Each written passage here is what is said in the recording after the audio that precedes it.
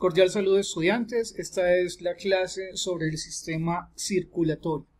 Recuerden que ya previamente en el taller número 1 hemos hablado de la célula, hemos hablado de sus estructuras, de sus partes, también hablamos de los niveles de organización, donde hacíamos un breve repaso. Momento, por favor, ya hacemos ese repaso. Y estábamos hablando de que las células, ellas se unen y forman unas estructuras llamadas tejidos. Entonces, ¿qué significa eso? Que muchas células unidas forman una estructura que, repito, se conoce con el nombre de tejido. Cuando un tejido tiene varios tejidos, forma una estructura llamada órgano. Los órganos no trabajan solos, ellos trabajan muchos de ellos, y a ese nivel se le conoce con el nombre de sistema. Y los sistemas, que son muchos, van a formar a un ser humano o a un organismo. Entonces, volvemos y repetimos. Un ser humano está formado por diferentes sistemas, como el sistema digestivo, el sistema circulatorio, el sistema respiratorio, en fin. Cada sistema está formado por diferentes órganos. Por ejemplo, el sistema digestivo está formado por el esófago, por la boca, por el estómago, en fin. El estómago internamente está formado por diferentes tejidos. Entonces aquí puede haber tejido muscular, tejido epitelial, en fin. Y cada tejido está formado por una estructura pequeñita que se llama célula. Recuerden que a eso se le conoce con el nombre de los niveles de organización interna de los seres vivos. Entonces, volviendo nuevamente entonces al tema del sistema circulatorio, este sistema está constituido por diferentes órganos, como acabamos de mencionar. Entonces aquí encontramos órganos como el corazón, las venas, las arterias y un órgano o un tejido muy especial que se le conoce con el nombre de la sangre. Entonces vamos a ver de qué nos habla el sistema circulatorio. Lo primero que debemos de hablar es sobre el corazón. El corazón entonces es un órgano muscular, bastante muscular. Está formado por tres tipos de músculos. Hay un músculo que se llama el pericardio, que es la parte por fuera que cubre el corazón. Está la parte interna, que se le llama miocardio, que es todo lo que es la masa muscular del corazón. Y en la parte interna, dentro del corazón, hay unos huecos que están formados por un músculo que se llama el tejido endocardio. El corazón está formado por 4 cámaras o 4 huecos. Los superiores se llaman las aurículas y las inferiores se conocen con el nombre de ventrículos. Hay un lado que es el lado derecho y un lado izquierdo. Aquí estamos viendo el corazón al revés. Hagan de cuenta que estuviéramos viendo enfrente a un espejo. Entonces esta zona que tenemos acá sería el lado izquierdo y esta es la zona derecha. El latido cardíaco, realmente esto ocurre porque hay un impulso nervioso que le está enviando el cerebro a formar una especie de movimientos que se le llama el marcapaso, que hace que estas cavidades se estén moviendo. Aquí encontramos en el corazón también unos vasos sanguíneos muy importantes. Hay unos de color rojo, como vemos aquí, que se llaman la arteria aorta. Esta es una arteria muy importante que luego la vamos a mencionar. Tenemos aquí un tubo azul muy importante también que se llama la vena cava. Tenemos este tubo grandotote que se desprende para el lado izquierdo y para el lado derecho, que se llama la arteria pulmonar. También tenemos más o menos un promedio de cuántas veces late nuestro corazón. Entonces se dice que entre 60 y 80 veces por minuto late normalmente. Cuando estamos haciendo ejercicio o estamos ansiosos o nos han regañado, pues el corazón puede aumentar. Si somos niños, bebés, pues el corazón va a latir más. Si ya somos personas muy adultas, pues el corazón va a latir menos. Entonces hay muchas formas y muchas situaciones por las cuales el corazón pues va a tener una alta frecuencia cardíaca o va a disminuir el latido del corazón pues como tal. Hay dos movimientos importantes en el corazón. Uno de ellos se llama la sístole y la otra es la diástole. Sístole significa que las aurículas y los ventrículos se van a contraer. ¿Qué significa eso, contraer? Miren que aquí estamos viendo que estas dos de arriba se están llenando de sangre, pero luego ¡pum!, se contraen. Entonces cuando se contraen, la sangre que está aquí baja. Y repito, aquí en esta sístole se contraen y baja. Entonces cuando las aurículas o los ventrículos se contraen, a eso se le llama sístole. En cambio, cuando se relajan y se llenan de sangre, a eso se le llama diástole. Entonces, el funcionamiento de sístole, diástole es lo que nosotros conocemos como el bombeo del corazón. Entonces, primero se llenan las cavidades superiores. Cuando se contraen, la sangre baja a las inferiores. Cuando estas dos se contraen, mire que la sangre esta que estamos viendo por acá azul, sale por este tubo azul, que es la arteria pulmonar. En cambio, cuando la sangre que está aquí, que vemos que se contrae, sale por este tubo largotote, que es la arteria aorta. Bueno, hay vasos sanguíneos muy importantes, que son las venas y que son las arterias. Las venas son todos aquellos conductos que llevan la sangre, pero sangre con CO2. ¿Qué significa eso?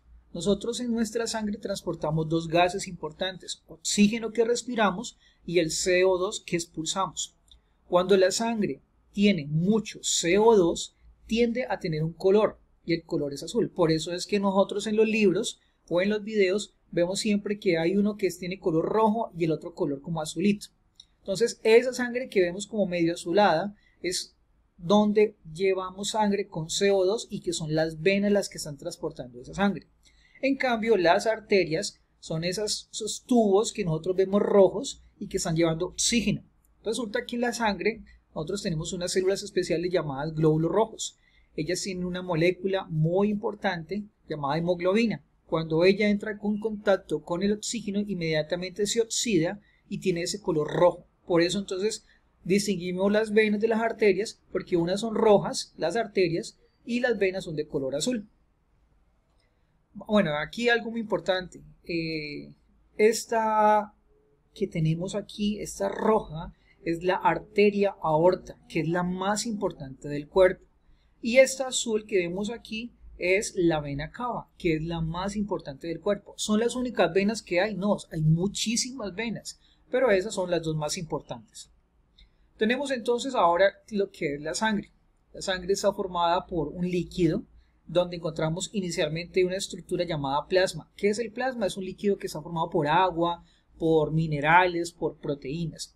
Tenemos una parte que son las células rojas, los glóbulos rojos, y una parte blanca que son los glóbulos blancos. Nuestra sangre está formada por tres células especiales: glóbulos rojos, glóbulos blancos y las plaquetas. Los glóbulos rojos son los que transportan la sangre llevando oxígeno o CO2, como acabamos de mencionar. Los glóbulos blancos son especiales, son unas células grandototas que normalmente están defendiendo nuestro cuerpo. Cuando hay una bacteria, un virus, algo extraño que ha llegado al cuerpo, inmediatamente se activan todos estos macrófagos, porque se llaman algunos así, y empiezan a buscarse todas las bacterias, cuerpos extraños, y se los comen. ¿Sí? Buscan la forma de comérselos para destruir. Entonces, los glóbulos blancos son nuestros defensores. Y las plaquetas son restos de glóbulos rojos que cuando tenemos una herida, inmediatamente llegan a esa zona y con algunas proteínas invisibles empiezan a formar como una especie de tapón. Entonces estamos hablando de que estas células, las plaquetas, forman coágulos para que la sangre no siga perdiéndose.